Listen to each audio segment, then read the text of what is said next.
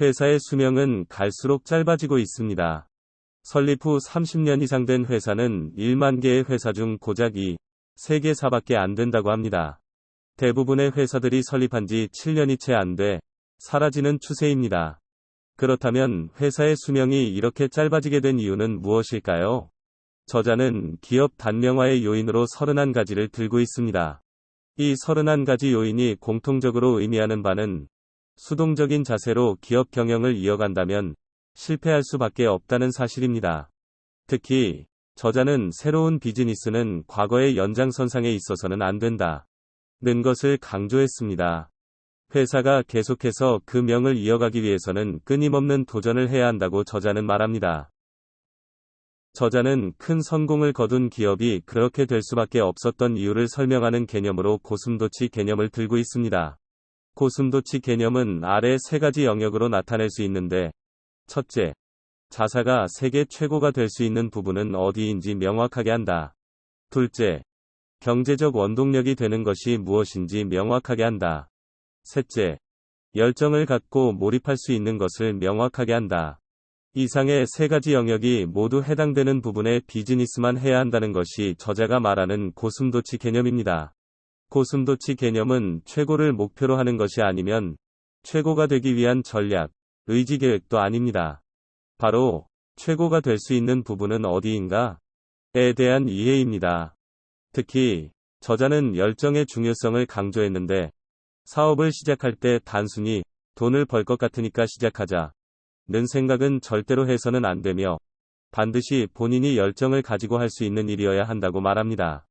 열정이 있으면 아무리 어려운 문제가 닥쳐도 참고 이겨낼 수 있고, 열정이 있으면 일도 놀이가 된다는 것이 저자의 생각입니다. 저자는 피터 드러커의 창업하는 경우 필요한 7가지 마음가짐을 소개하고 있습니다. 첫 번째 마음가짐은 작게 시작한다입니다. 이는 위험을 감수하지 말라는 말이 아닙니다. 규모를 작게 하여 가능한 한 위험을 줄여라는 뜻입니다. 두 번째 마음가짐은 심플하게 시작한다. 단, 크게 차별화한다. 입니다. 뜻하는 바는 고객이 상품이나 서비스를 심플하게 느낄 수 있게 제공해야 하고, 기업들은 복잡하고 꼼꼼하게 준비해야 한다는 것입니다. 세 번째 마음가짐은 어떤 일이 있어도 최고를 목표로 한다입니다. 한 분야의 최고가 되면 누릴 수 있는 메리트가 많기 때문에 일을 시작하면 최고를 목표로 해야 한다는 것이 드러커의 생각입니다. 네 번째 마음가짐은 예기치 못한 손님이 진짜 손님이다입니다. 당초 예상했던 손님과는 다른 손님이 찾아오는 경우가 종종 있고, 그 손님에 의해 사업이 이루어지는 경우가 있기 때문에 이런 손님을 나의 진짜 손님으로 만들어야 할 것입니다. 다섯 번째 마음가짐은 현금의 중요성입니다. 현금을 보유하고 있다면 고객이 없어지더라도, 상품이 팔리지 않더라도, 종업원이 부족해지더라도 그 어려움을 극복할 수 있습니다. 여섯 번째는 강한 팀 편성하기입니다. 단순히 우수한 인재 확보로 끝나는 것이 아니라 어떻게 팀의 벡터를 모으고 목표를 공유할 것인가에 초점을 두어야 합니다. 일곱 번째는 훌륭한 상담 상대를 둔다. 입니다. 경영자는 고독한 위치에 있습니다. 하지만 경영자 역시 사람이기에 위로받고 치유받고 용기를 얻을 수 있는 사람과 공간이 필요하다는 것이 드러커의 생각입니다. 저자는 다양한 경쟁 변수를 가진 시장으로 라면 시장을 들고 있습니다. 라면은 소맥분의 종류가 수백 가지가 되고, 면을 만드는 방법, 면의 모양, 수프의 재료, 토핑의 종류 역시 다양합니다. 이 덕분에 라면 시장은 각 점포마다 차별화된 라면을 먹을 수 있게 되었고, 각각의 경쟁 변수와 차별화된 음식은 라면 시장에 활기를 불어넣었습니다. 이렇게 다양한 경쟁 변수를 가진 시장에는 대기업의 참여가 어려워지는데, 그 이유는 한 가지 패턴으로 체인점을 운영하는 대기업은 경쟁력이 없기 때문입니다. 저자는 다양한 경쟁 변수가 시장을 건강하게 만든다고 믿습니다. 경쟁 변수가 늘어나면 각각의 점포들은 자신만의 개성을 가질 수 있게 되고, 다양성이 존재하는 시장은 그렇지 못한 시장과 달리 활성화될 수 있습니다. 또한 대기업의 참여가 없으므로 작은 점포들이 시장에서 살아남을 수 있는 가능성 역시 증가됩니다. 그 결과로 소비자 역시 다양한 맛을 즐길 수 있는 좋은 기회를 갖게 되어 작은 점포 사업자와 소비자 모두가 윈윈할 수 있습니다. 저자는 시장에서 살아남기 위해서는 자신만의 개성이 있어야 한다고 말합니다. 하지만 여기서 중요한 것은 개성을 발휘한다는 것은 단순히 뭔가 기발한 일을 한다는 것이 아닌 자신의 강점을 최대한으로 활용하는 것을 의미합니다. 또한 개성을 강점으로 내세우기에 앞서 상품력, 서비스력, 위생과 같은 비즈니스의 기본 부분은 당연한 것을 당연하도록 우직하게 해나가는 것이 중요합니다. 이 모든 것은 고객의 행복과 직결되는 것이며 고객을 행복하게 해주는 것은 결과적으로 자신을 행복하게 하는 것과 연결된다는 것이 저자의 생각입니다. 앞서 개인 가게가 체인점을 이기는 경영에 대해서 언급했습니다. 저자는 개인 가게가 체인점을 이기기 위해선 개성을 살려야 하고 다양한 경쟁 변수가 존재하는 시장을 구성해야 한다고 주장합니다.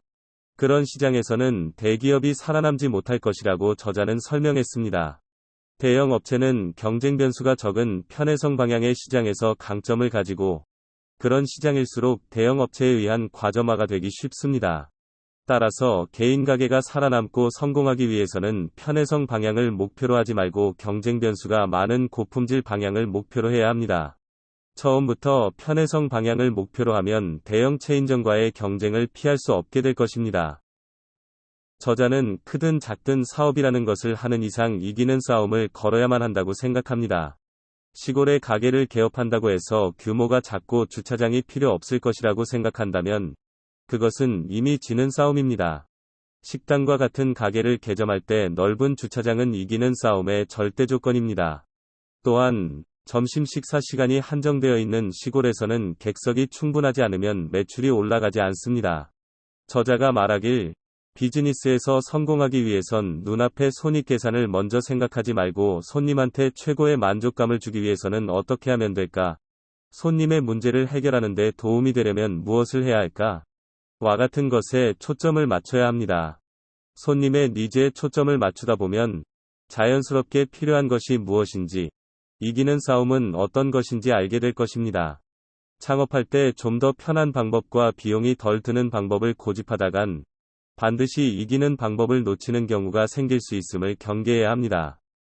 정보 전달 속도가 급속하게 빨라져서 누구나 쉽게 정보를 얻고 찾아볼 수 있게 된 지금, 시장에서 살아남기 위해선 반드시 높은 레벨에 랭크되어야 합니다. 단순히 좋음 혹은 우수 정도의 레벨에서 그치는 것이 아니라 최고 수준의 레벨이 요구됩니다.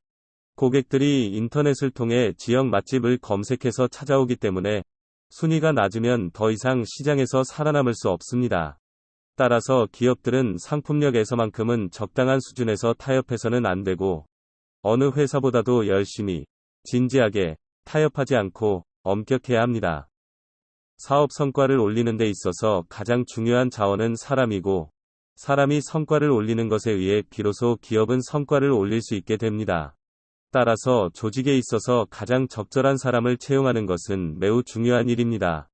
하지만 앞으로는 사업주 측이 채용하고 싶어하는 훌륭한 소질을 갖춘 인재는 줄어들 것으로 예상됩니다. 따라서 훌륭한 소질을 갖춘 인재를 채용하기 위해서는 기존의 종업원과 관리자와 같은 관계가 아니라 파트너 혹은 고객으로 대우할 필요가 있습니다. 기업은 좋은 인재를 채용하기 위해 일하기 쉽고 성장할 수 있는 조직 체계를 마련해야 할 것입니다. 저자는 본인의 경험을 바탕으로 경영을 함에 있어 여유자금의 보유가 얼마나 중요한지를 피력합니다. 자금이 부족하면 비즈니스의 본질과는 무관한 은행 순례 등의 소중한 시간을 허비하게 되고 예상치 못한 자연재해나 정치, 경제금융위기, 국제관계의 변화에 쉽게 흔들리기 때문입니다. 그러나 그렇다고 해서 여유자금을 만들기 위해 이익 창출의 혈안이 되어서는 안 됩니다. 즉, 이익을 올리는 것을 사업의 목적으로 삼아서는 안 된다는 것입니다. 사업의 목적은 고객의 문제를 해결하고 고객의 가치 창조를 하는 것에만 부어야 한다는 것이 저자의 생각입니다. 고객의 가치를 우선으로 둔다면 이익은 자연스럽게 따라올 것입니다. 또한 고객에 대한 가치 창조가 크면 클수록 남은 이익은 커질 것입니다. 비즈니스의 기본인 사명, 제공하는 가치, 고객, 콘셉트 등을 명확하게 하고 일관성 있는 행동을 유지하는 것에 의해 이익은 자연스럽게 얻을 수 있습니다. 그렇게 해서 얻은 이익을 쓸데없이 쓰지 않고 모으는 데 노력하면 여유자금은 자연스럽게 생길 것입니다.